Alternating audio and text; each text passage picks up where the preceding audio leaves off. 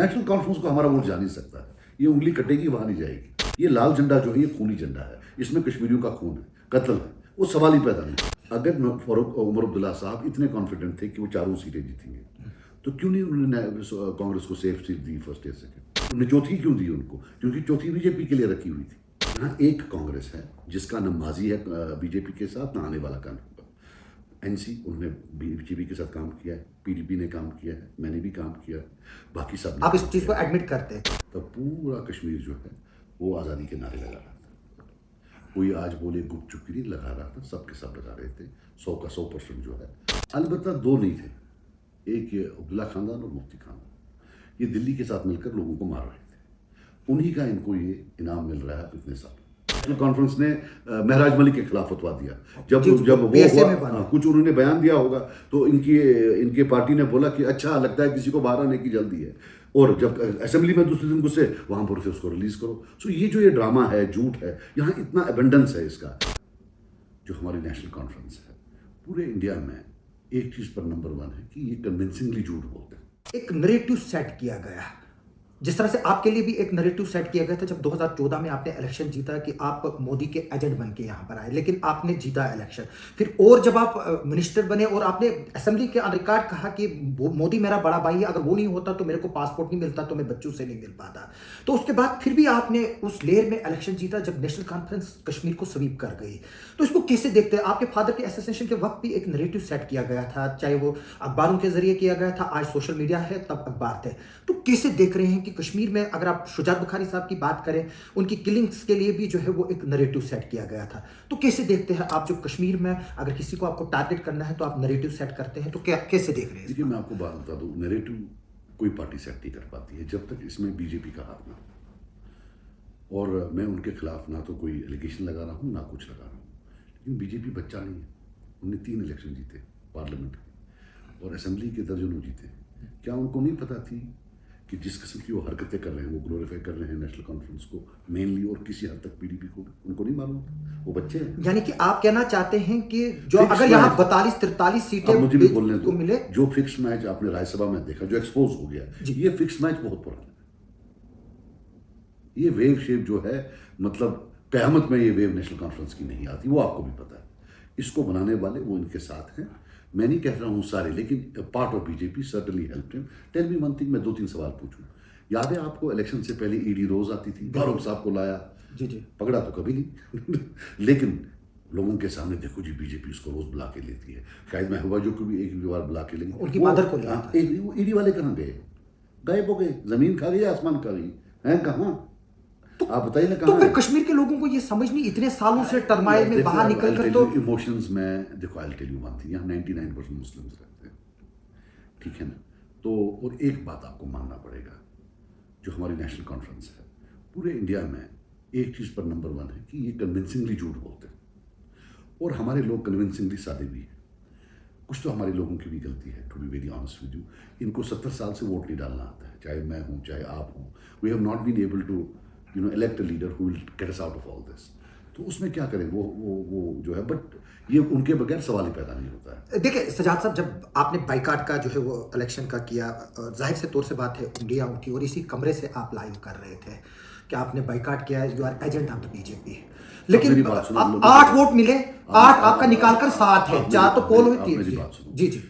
आप प्लीज जब आप बात करें, आप नेशनल कॉन्फ्रेंस की बात को लोगों की बात ना बोले। ये नेशनल कॉन्फ्रेंस बोल रही थी, आप मेरी बात सुनिए।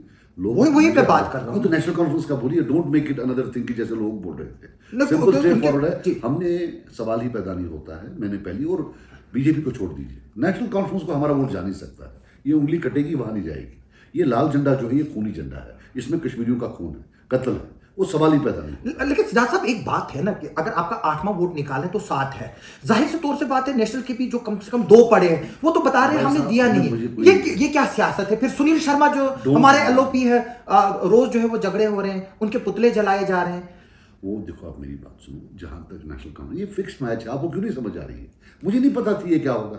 फिर एंड पर उन्हें मेरे पर इल्जाम लगाना था। वो तो शुक्र है अल्लाह ताला का कि मेरी अपनी ही जो है, मुझे मालूम था कि वहाँ लोकल लेवल पर I have taken votes against NC. If I cast a vote in their favour, it will go against me in my own constituency.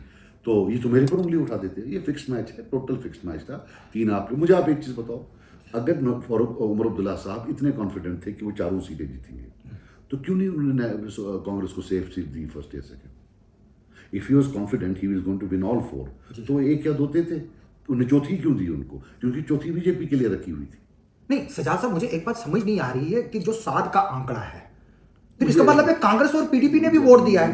अगर नहीं, वो अगर अगर अगर अगर उमर अब्दुल्ला साहब कह रहे हैं कि हमारे लोगों ने हमें दिखा दिखा कर वोट दिए, तो फिर किसने दिए? फिर कांग्रेस ने, पीडीपी ने दिए क्या वोट? जहां तक रिजेक्शन का बात है, देखो जब फिक्स्ड मैच है, देखिए मेरी आप बात सुनिए, उमर साहब के पास अब वो क्रेडिबिलिटी नहीं रही इलेक्शन के बाद। इलेक्शन के बाद जो उनके थे इलेक्शन से पहले और इलेक्शन के बाद, जो सच और झूठ का अंतर है वो बहुत ज्यादा हो गया। नहीं, वो तो बोल रहे हैं अब एलजी आप- साहब है ना, वो तो एलजी साहब पे वो ब्लेम अलग कर बात रहे है, हैं ना। वो दूसरी बात है। लाइक स्मार्ट मीटर्स का, जी जी। उससे पहले बोल रहे थे चलिए इलेक्शन होने दीजिए मैं दिखाता हूँ, आज बोल रहे हैं नहीं लगाना है। पॉइंट इज उनका जो क्रेडिबिलिटी है, he does not have that credibility कि कोई बोले कि जी उसने दिखाया। हमें क्या पता वही मिले होते, और मिले थे, फिक्स्ड मैच था। But I will tell you one thing, आप इंटरव्यू में आगे जाए, मुझे कोई इंटरेस्ट नहीं थे ये 7 लोग कौन है आज की नहीं, डेट लेकिन में। लोगों को तो है ना इंटरेस्ट, लोग तो जानना मुझे नहीं चाहते है, हैं मुझे ना। नहीं है, मुझे पता ही नहीं है, वो आप किसी और से पूछ लो, मुझे है ही नहीं इंटरेस्ट इसमें। मुझे एक चीज पता है, अल्लाह का लाख करम है, इन्होंने मेरे पर उंगलियां पिछले 10 साल से उठाई। आज मुझे एक के बगैर सब पर बीजेपी का शक है, पूरी असेंबली। जी बिल्कुल। राइट, इसमें मैं बाला तक मुझे इससे कोई लेना देना नहीं, ये क्या करे क्या नहीं करे, राज्यसभा बनाए, लोकसभा बनाए, क्या करें, एमएलसी बनाए, जो बनाना बनाए, तो मेरी जान छूट गई, मुझे वो। देखिए, अगर हम आपकी तालीम का सफ़र देखेंगे तो आपने पहले बर्नहाल स्कूल में पढ़ा है, फिर उसके बाद आप लंदन गए, कार्डिफ से पढ़ा हुआ है। तो जब आप यहाँ आए और एक तरह से यहाँ पर एक माहौल था, जिस तरह से हम बोलेंगे कि जो पाक स्पॉन्सर्ड माहौल था यहाँ पर, तो जब आप वहाँ से आए तो आपकी सोच क्या थी? और क्या ये सोच पहले ही आपको लग रहा था कि जो गलत हो रहा है, यहाँ जब आपके फादर साहब की असैसिनेशन हुई उसके बाद लगा? और आपने एक स्टेटमेंट भी दिया था कि अगर कातिल और जो कत्ल करने वाला और जो कत्ल हो रहा है, अगर वही एक ही कब्रिस्तान में दफन होंगे और उसको शहीदी कब्रिस्तान का नाम है, तो फिर शहीद कौन है? तो उस वक्त जो है वो पहले जो है वो आपके बयान को जो है वो सीरियसली नहीं लिया गया था, लेकिन बाद में कश्मीर सोसाइटी ने आपकी बात पर जो है वो यकीन करना शुरू किया कि जो जिस तरह से मीरवाइज फारूक साहब का कत्ल है, जो उनके कातिल है जो पाकिस्तानी अब्दुल्ला उनी, और वो जो है एक ही शहीदी मज़ार जिसका नाम है वहाँ पर दफन है, तो दोनों जो है वो तो शहीद तो नहीं हो सकते। देखो मेरी आप बात सुनो, जब मैं वहाँ से आया तब एक रियलिटी थी, तब पूरा कश्मीर जो है वो आज़ादी के नारे लगा रहा था। कोई आज बोले गुपचुप की नहीं लगा रहा था, सब के सब लगा रहे थे। 100 का 100% जो है तब वही आज़ादी के नारे लगा रहा था। अलबत्ता 2 नहीं थे, एक ये अब्दुल्ला खानदान और मुफ्ती खानदान, ये दिल्ली के साथ मिलकर लोगों को मार रहे थे। उन्हीं का इनको ये इनाम मिल रहा है इतने साल, आप समझे नहीं, ये वही इनाम ले रहे हैं।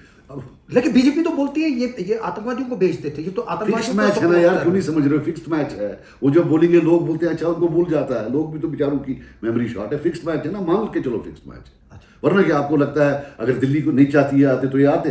यार आप तो ऐसा कभी बच्चों वाली बात करते हो, आप तो इतने सीनियर जर्नलिस्ट हो, आपको नहीं पता है ये जब तक दिल्ली का हाथ नहीं होता तो कैसे 42 सीटें देते? तो सुनील जी बोलते हैं कि ये ट्रक जो है वो कभी भी एक्सीडेंट होगा, यानी कि ये गवर्नमेंट कभी भी गिर सकती। तो फिर बीजेपी के साथ क्यों नहीं उमर अब्दुल्ला फिर ओपनली गवर्नमेंट बनाते, जब आप बोलते हैं कि ये इतना फिक्स मैच है? बनाएंगे, आगे बनाएंगे, उसमें क्या है? पीछे देखो मेरी आप बात सुनो, यहाँ एक कांग्रेस है जिसका न माजी है बीजेपी के साथ, ना आने वाला काम होगा। एनसी उन्होंने बीजेपी के साथ काम किया है, पीडीपी ने काम किया है, मैंने भी काम किया है, बाकी सब ने आप इस काम चीज को किया है। एडमिट करते हैं कि आपने बीजेपी के साथ काम किया, आप मिनिस्टर भी रहे, तो क्या ये गलत फैसला था क्या आपका? कोई एक मिनट, मेरी बात सुनिए, मैंने ये बोला कि सब रीजनल पार्टीज ने उनके साथ काम किया है, राइट? और आगे अगर वो करे तो वही जो उन्होंने उस वक्त जस्टिफिकेशन दी है वही वो कल भी देंगे। कांग्रेस जब बीजेपी इसके साथ मिलती है, देखिए ये बड़ा एक, वहाँ से फिक्स मैच बीजेपी के साथ था, यहाँ से कांग्रेस को साथ लिया ऑन बोर्ड, ठीक है ना, वहाँ से क्रेडिबिलिटी मिल गई, एंटी बीजेपी क्रेडिबिलिटी जो होती है वो कांग्रेस के पास थी, जब उनके साथ मिले वो ट्रांसफर हुई एनसी को। So it was very difficult at that time to convince anybody. आप जब गुफ्कार बना तो आप उसके स्पोक्स पर्सन बने, फिर आप वहां से निकल के आए, तो वजूहत क्या रही? गुफ्कार क्यों फेल हुआ? आपने तो बोला था कि हम सब लोग जो है वो कश्मीर के लिए लेकिन मिलकर मैं काम तो करेंगे। एक छोटी पार्टी थी, मैं तो गया, जी, मैं गए निकला, ठीक है ना, मेरे बाद तो बाकी थे वो चला लेते। नहीं, गड़बड़ी कहाँ हुई? आप क्यों नहीं, नहीं? नहीं, क्या कोई शक था वहां पर नियत जस्ट पर? Trying to explain to you that if I was wrong I came out. बाकी थे ना बड़ी पार्टियां जो हुकूमतें की हैं, 3 चीफ मिनिस्टर थे, उनने क्यों नहीं चलाया? सो वो चलना ही नहीं था तो इसलिए नहीं चला। सो नियत या कोई चीज़, इट इज़ वो नथिंग वाज राइट। सजाद साहब, आपने 87 के इलेक्शन की बात की जब माफ था, एक तरफ से एचएम बनी, दूसरी तरफ से जेकेएलएफ थी 87 के, तो जो जेकेएलएफ पे उन्होंने विड्रा की और आपके फादर इन लॉ जो है वो उसके हेड थे, यासीन मलिक यहाँ पर थे, आपकी वाइफ जो है वो अमानुल्लाह खान साहब की जो है वो बेटी है, तो वो चीज़ क्यों जेकेएलएफ और एचएम क्यों नहीं फिर एक ट्रैक पे आ पाए? जेकेएलएफ ने विड्रा किया, एचएम ने कंटिन्यू किया। मुझे कहाँ मालूम होगा उन दो का। न मैं एचएम में था न मैं जेकेएलएफ में था। मेरी शादी तो 2002 में हुई। आप 89 की बात करें, मुझे कहाँ पता है वो इकट्ठे क्यों नहीं आए। वो आप मिल लो इनसे, उनको बोलो जो पुराना कोई एचएम वाला होगा या जेकेएलएफ वाला होगा, उनसे मिलकर आप पूछ लो, मुझे कहाँ बताओ। देखिए सजाद साहब, हमने देखा good separatism, bad separatism, good terrorism, bad terrorism. Recently एक यासीन मलिक का एक खुलासा होता है कि किस तरह से उसको जो है वो एजेंसीज ने इस्तेमाल करके पाकिस्तान के साथ जो है वो रिलेशनशिप बेहतर करने की जो है वो बात की। तो आपको क्या लगता है कहीं ना कहीं जब इनिशियल स्टेज पर आपको सिलेक्टिवली टारगेट किया गया, जबकि असली लोग जो है वो कुछ और थे? नहीं, देखो मेरी आप बात सुनो, आप गलत तरीके से यासीन का पेश कर रहे हो। यासीन ने किसी जगह ये एफिडेविट में नहीं कहा है कि वो किसी एजेंसी के लिए काम कर रहा है, बल्कि एज ए पॉलिटिकल लीडर जब उसने वायलेंस को ना कर दिया और पॉलिटिक्स को एम्ब्रेस, हम वही बात कर रहे हैं। नहीं, आप गलत बोल रहे हैं। आप बोल रहे हैं कि उसको एजेंसीज ने यूज़ किया। वो एजेंसीज ने यूज़ किया होता तो पिछले 10-15 साल से जेल में नहीं होता, राइट। वो एक डायलॉग प्रोसेस का हिस्सा था। और मैं आपको बता दूं कि ये सबसे बड़ी गलती होगी कि जब 20 साल बाद, 30 साल बाद जब एक नई जनरेशन आएगी, जब वो पीछे देखेंगे, जब भी कोई हमारे मुल्क के साथ डायलॉग करना चाहेगा तो वो देखेगा कि रिकॉर्ड क्या है इस मुल्क का डायलॉग के बारे में, तो उनको नज़र पड़ेगी यासीन के एफिडेविट पर। बोलिए नहीं यार, डायलॉग नहीं करना है इनके साथ, ये तो मुकर जाते हैं। So Yasin's affidavit, don't take it lightly, it will become a part of political science for future students of political science. It will become a part of studies of conflict resolution and how dialogue, the institution of dialogue was destroyed by the country which needed it most. So मैं नहीं ये मानने वाला कि भाई वो ये तो पीडीपी वगैरह कुछ ही जो पुराने वो 90s के वो जो किलर्स हैं, ये उन्होंने कोशिश की इनको ब्रांड करने की, या कभी एनसीबी कुछ ऐसे बयान देता है, ऐसी कोई ब्रांडिंग नहीं है। He is there in the jail. हमें लाख इख्तलाफ उसके साथ हो, लेकिन जेल में वो बैठा है। जी जी बिल्कुल। जो जेल से बाहर, ये चाहिए यहाँ उल्टा है, जो जेल से बाहर है वो उनको अंदर वालों को भी जो है ना फतवा देते हैं। जैसे अभी कुछ देर पहले नेशनल कॉन्फ्रेंस ने महराज मलिक के खिलाफ फतवा दिया।